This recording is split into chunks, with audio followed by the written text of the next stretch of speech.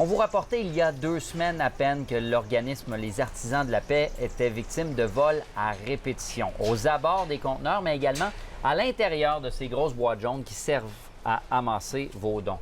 Robert Tardif, cette fois, ça dépasse l'entendement, là. En fait, c'est ça, là, ça a pris un autre niveau, c'est que là, on subit du vandalisme.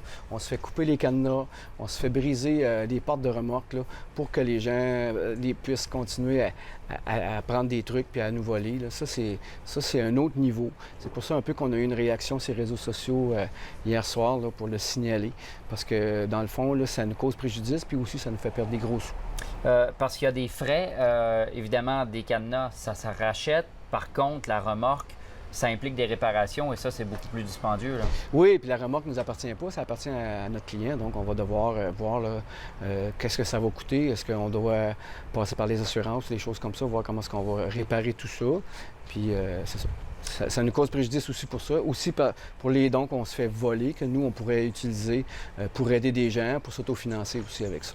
Parce que ce qui se trouve à l'intérieur est destiné à être revendu à prix modique et ça, c'est source de financement pour vous.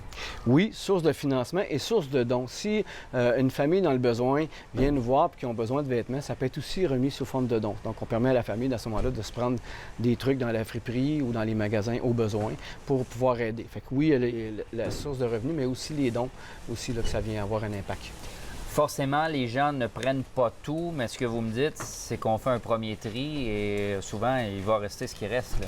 Effectivement, c'est sûr que les gens qui viennent se servir ici, ils vont à ce moment-là prendre le plus beau matériel parce que justement, c'est ça qui est beau. Puis là, quand nous, on arrive le lendemain matin, bien, ce qui reste, c'est de moins bonne valeur, je dirais.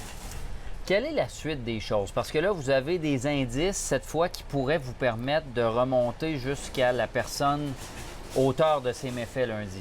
Bien, en fait, il y a une personne qui m'a signalé qui avait vu le véhicule. Il m'en a donné une sommaire description de la personne qui aurait coupé les cadenas. Fait que nous, on est en train de réfléchir qu'est-ce qu'on va faire avec ça. Ça fait 17 ans que vous êtes là et vous me disiez tout à l'heure, on atteint un niveau qu'on n'a jamais vu. Oui. Je ne sais pas si, probablement que oui, il y a une augmentation de l'itinérance, une augmentation de la situation de pauvreté. Puis il y a aussi une augmentation je dirais, du je m'en foutisme.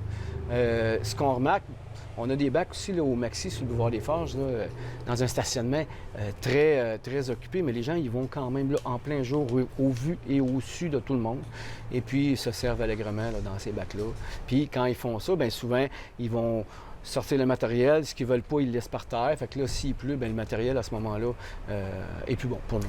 Ce qui est enrageant, c'est que ce ne sont pas forcément des gens en situation de pauvreté qui viennent vous voler. Effectivement, il y a des gens qui ont des véhicules, de beaux véhicules qui viennent ici, des SUV qui se servent et qui repartent avec le matériel. Puis nous, bien, on ne peut pas être là 24h/7 là, à surveiller ça.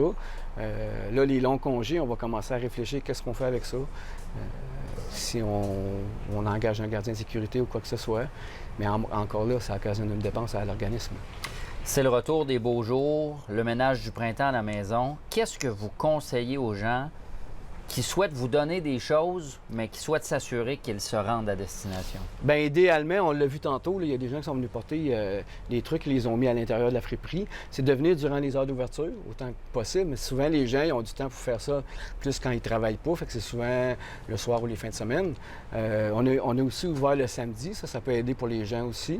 Et puis, au niveau des dons, bien, moi, ce que je dis, c'est que si c'est quelque chose que vous seriez capable de donner à votre frère, à votre soeur, dans votre famille, bien, ça veut dire que ça peut servir à nous aussi. Si vous dites, moi, je ne lui donnerai pas, bien, ça veut nécessairement dire aussi que nous, on ne l'utilisera pas plus. Merci d'avoir été avec nous. Bonne chance plaisir, pour la suite. Jonathan.